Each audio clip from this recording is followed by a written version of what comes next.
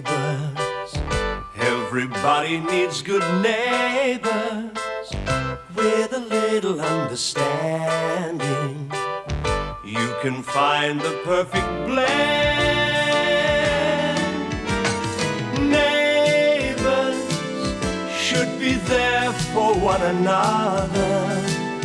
That's when good neighbours become good friends.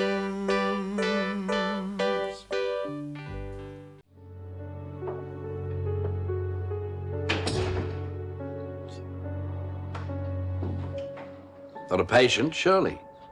No, just a friend. He's gone now. I hope I didn't spoil his plans for your evening. As a matter of fact, my plans for the evening revolved around a long, hot bath.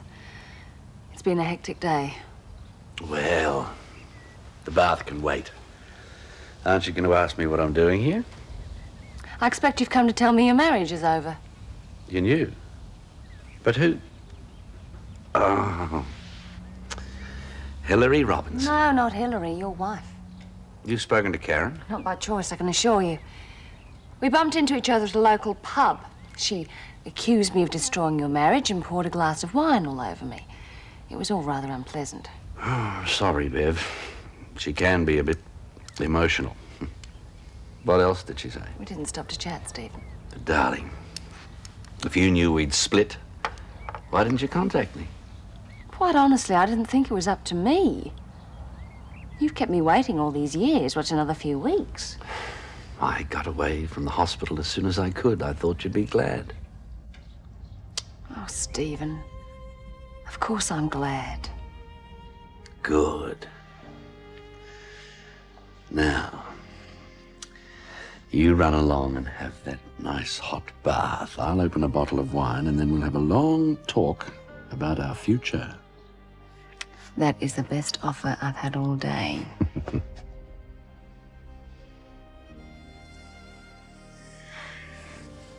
That's not what I said. If I had known you were going to be such a dictator, I wouldn't have married you in the first If place. I'd have known you were going to be such an unfeeling mother, I would have had second thoughts myself. Now, let's get two things straight. One, I am not an unfeeling mother, and two, I am taking Jamie in to work with me tomorrow. Oh. And if you don't like it, tough. That's three. Mike, it's all right. Stay there. No, I'm going to my room. Although the way you two are yelling, I doubt if we'll get any peace in there either. Sorry, mate. Look, I think it's really stupid the way you fight all the time. It's really getting out of hand. He's right, you know, all this arguing's getting us nowhere. Meaning I should back down. Yeah, it'd make life a lot easier for the rest of us. What about my life? Look, I know plenty of women who'd be happy with what you've got. Oh, a nice house, a cute little baby like Jamie. And a husband who thinks I should be chained to the kitchen sink. All I'm asking is that you take a few months off work just till Jamie gets older. No, it's perfectly all right for me to take him into work. Someone didn't seem to think so. Someone was concerned enough to call the health department. Well, it didn't do them any good, and I bet you wish it had. This is getting us nowhere. Des. Paul asked me to go for a drink with him. I think that's a very good idea. Don't worry about dinner. Don't worry, I won't. Good. How do you like that? Daphne, you're going to have to stop fighting about it. I mean, one of you'll have to back down. It's going to have to be Des. He said he'd give me a fair go. It's only been one day. Well, you weren't being very fair when you accused him of ringing the health department, were you? No. It just made me so mad. Just wait till I get my hands on whoever made that call. Are you absolutely certain it was the right thing to do, Nell? It was the only action any responsible citizen could take. Daphne's going to be so angry with me. I couldn't stand another scene with her. But you couldn't stand to see your grandson neglected either, now could you, Eileen? Believe me, it was for the best. Oh, Nell, you're such a comfort to me. Hi, Nan. Oh, hello, Jane. Hi, Mrs. Clarke. Hello, Jane. And how was your day? Okay. Mr. Bishop sent some carrot candy home. He's having dinner with Reverend Sampson tonight. Oh, what a pity. I made a lovely turnip casserole. I think he would have rather have come home. He had a rough day. Did he say why?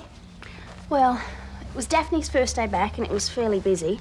And then this health inspector came in to investigate a complaint about Jamie being there. He put a stop to it, I assume. Well, he decided she wasn't breaking any rules. Except those of a responsible parent, perhaps. Nan, Daphne's a terrific mother. And right now she's a very angry one too. You know what she's like when someone interferes. Here we go. Straight from the Barossa. My favourite. How sweet of you.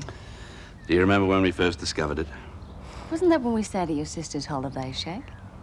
You tried to cook dinner on the Primus. Nearly burnt the place down. My cooking hasn't improved since I came to Erinsborough. Stephen? Why did you let me leave Adelaide? Well, you must have known that you and Karen were at the end of the road. If you'd told me, I would have stayed. I don't think I did know. It wasn't until after you'd gone that I realized how much I loved you. It wasn't easy leaving. In fact, I was pretty shattered at first. Only at first. They say time heals. I began to make a life for myself here. I'm surviving. Bev, you don't need to survive anymore. I want you to come back to Adelaide. With me. For good.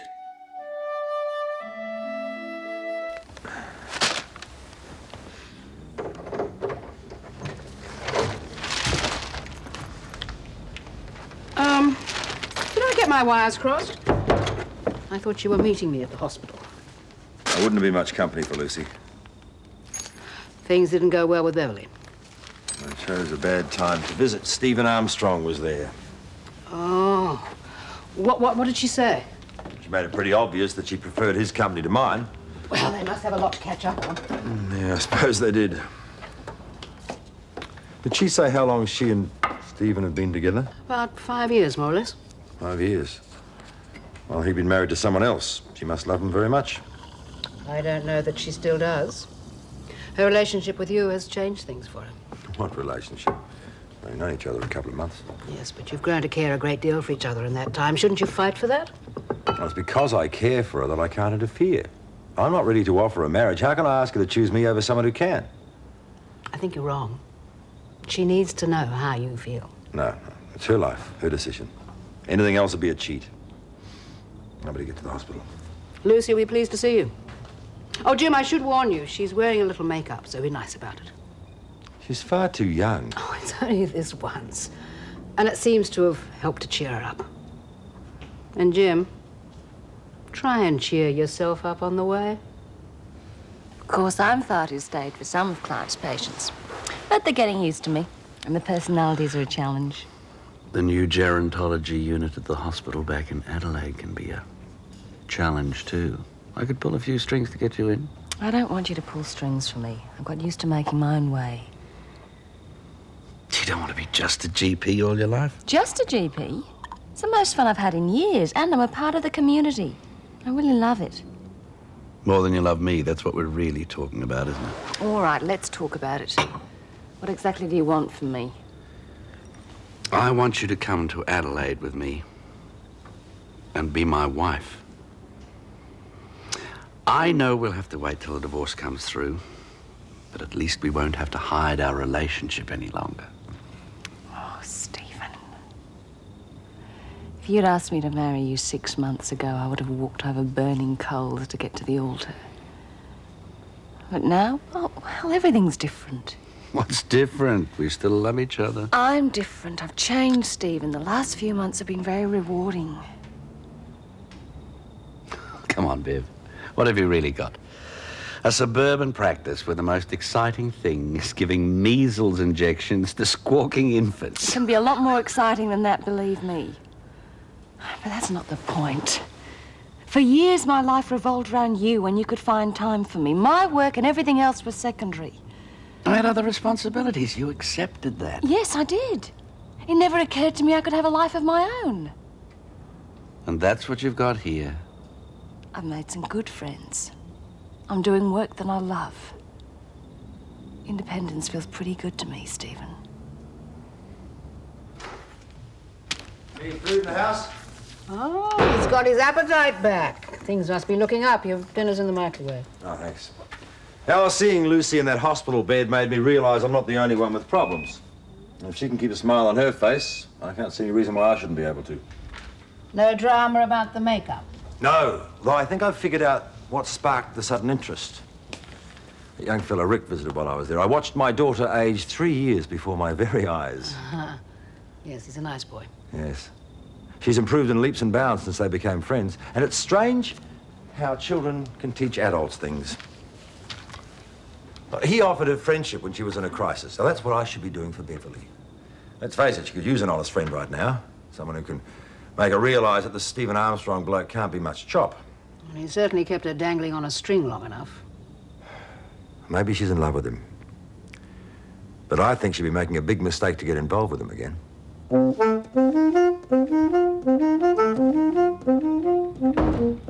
Oh, Daph's gone to bed and your dinner's in the oven. She's still feeding me then? Yeah, it's lemon chicken. Oh, boy, my favourite. She hasn't even turned the oven on. Boy, women can be devious.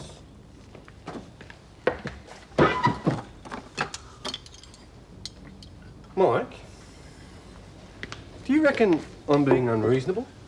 No. Well, then she is. Nah. Well, come on, Mike. One of us has got to be unreasonable. Look, Des, she's got a point about wanting to be a working mum, right?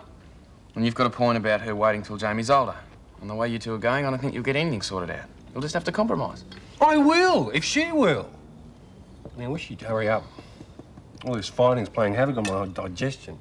Would you stop thinking about your stomach for once and start thinking about this family? Look, mate, you know I only want the best for Jamie, Daphne, and you. All this parent stuff isn't as easy as you'd think. Look, I'd give anything in the world for Daphne, but I am not backing down on this. Not when it concerns my son. Well, you can always look at the bright side, I suppose. It's the first time you and your mum agree on anything, hey? First time in living history. Probably the last. Look, Des, don't take this the wrong way, but I've been thinking about this complaint made to the health department. The inspector bloke wasn't positive that it was a man that called. I mean, it could have been a woman, couldn't it? What, and you reckon it could have been Mum? Well, I mean, she was pretty mad at Daphne for taking Jamie to the coffee shop, but... No, she wouldn't. Would she? Well, I better tidy up the kitchen then. Oh, no, Mrs. Clarke, I'll do that. No, I insist. After all, I was the one that dirtied the pots and pans. All the more reason why you shouldn't have to clean up. Jane can manage. I really liked that turnip casserole you made. Did you? Now, I was hoping for Mr. Bishop's opinion. I mean, he is the expert on vegetarian dishes. Eileen, go home. Nan, after all the help Mrs. Clarke's given you... No, it's all right.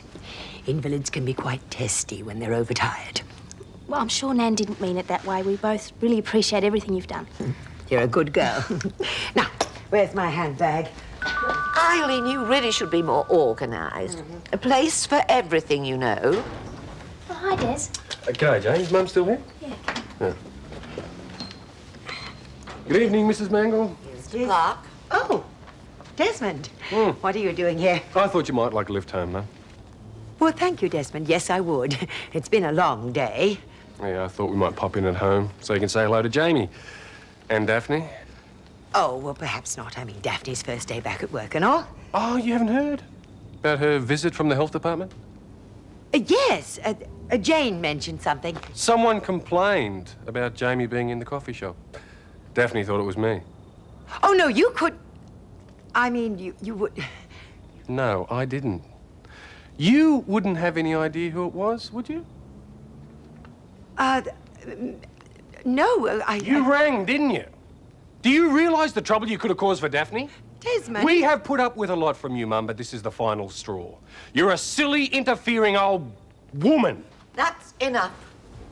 It wasn't your mother who phoned the health department, although she would have been quite justified if she had. It was I. You just can't pass up a chance to harass me or my family, can you? It was hardly a question Of all the harassment. low, mean, petty-minded stunts you've ever pulled, this has to beat the lot of them. I was acting in the best interests of the community. People have a right to be protected from unsanitary conditions. My son is not unsanitary. Nell, please, your heart. Oh dear. Oh, Jane, a glass of water, please. I feel quite giddy. Oh, Oh, Mr. Clarke, I was only trying to help Eileen. She was so concerned about poor little Jamie. Oh, deep breaths, Nell, deep breaths. I'm ashamed of you, Desmond, to think I would live to see the day that you would attack a defenseless old woman. Oh, she's about as defenseless as a saber-toothed tiger. How dare you speak to me like that? Get out of my house this instant. Oh, don't worry, I'm going. And I'm taking you home, too, before you cook up any more schemes to cause me or Daphne any more trouble. Sorry, Nell, will you be all right? Yes, please go. Just go. Here you are, Nan. The nerve of that man. I was only doing my duty as a public-minded citizen. The names he called me. Yeah, I heard. Nan, when will you learn to stop interfering in other people's lives? Now, don't you start lecturing me as well. Oh, what would be the point? The saber-toothed tiger doesn't change its stripes. All right. Yes, it'll be fine. Bye, Jim. I'll do those you cooked. I can manage. Persistent type, isn't he?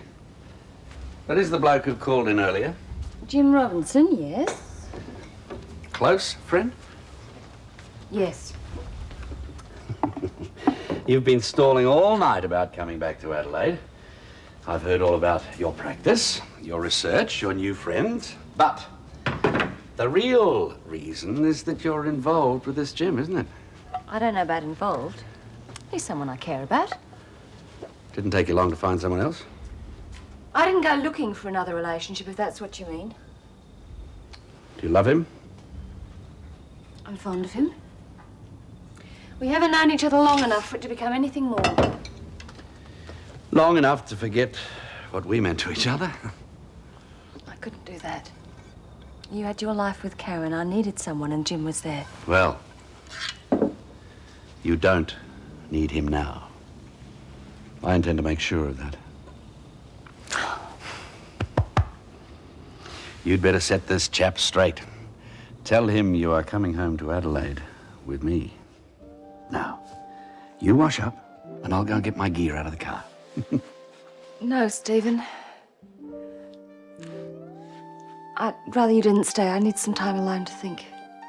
Can't you think with me here? I mean it. Stay in a motel tonight. I'll talk to you tomorrow. You're serious? Tomorrow. I promise.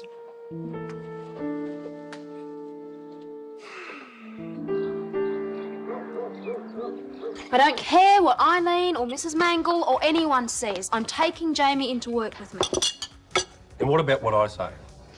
I may have stuck up for you last night in front of Mrs. Mangle, but doesn't mean I've changed my mind. And what do you suggest? There's no babysitter, I haven't got a cook at the coffee shop, Harold won't look at me, and Mike's at uni. I simply have to be there, and Jamie's going with me. Well, look, if it's any help, I can look after Jamie for a while today. Only during lunch, though. Oh, thanks. That's the busiest time. We appreciate it, mate, but it doesn't really solve the problem. Look, let's just take one crisis at a time, all right? I'll see what His Majesty wants. I could cheerfully strangle your mother. Mrs. Mangle used any excuse she could to stir up trouble for us. If she hadn't had a heart attack, I'd thump her one. Yeah, I felt a bit like that myself last night. Thanks for sticking up for me. I'm sorry I blamed you for calling the health department. I jumped to the wrong conclusions. Ah, forget it. I did a bit of jumping myself and I blame Mum. Still love me? No. Of course I do. Well, don't suppose we could, No, Des. I'm taking Jamie into work with me, and that's final. Is it morning already? I'm sorry, would you like me to come back later? No, come in. I must have forgotten to set the alarm. Stephen's at a motel. Oh, well, not that it's any of my business, but I'm glad. It's very difficult to talk about a bloke when he's listening over your shoulder. You want to talk about it, Stephen? Oh, well, Helen told me that your relationship with him had been through a few rough patches. I was concerned about you putting yourself through all that again. Stephen loves me, Jim. He's asked me to go back to Adelaide with him. Oh, I take it you've decided to go. I haven't made up my mind. Look, do me a favour. Make some coffee. I'll get some clothes on, then I'll tell you all about it. The percolator's in the cupboard next to the fridge. Stephen? Morning, darling. Your favourites, croissants, and they're still warm. Coffee on the boil, or do you want me to make some? Needed the night alone to do some thinking, eh? Steve and Jim only just got here. Like hell. No wonder you couldn't wait to get me out of the door after he phoned. Would have been rather awkward, wouldn't it? Him showing up for the night and finding me still here. What a pity you couldn't arrange things more conveniently this morning. I wasn't here last night. Not that it would be any of your business if I was. Out. This is between Bev and me. I'm not leaving till Beverly asks me to. Is that right? That's what I said.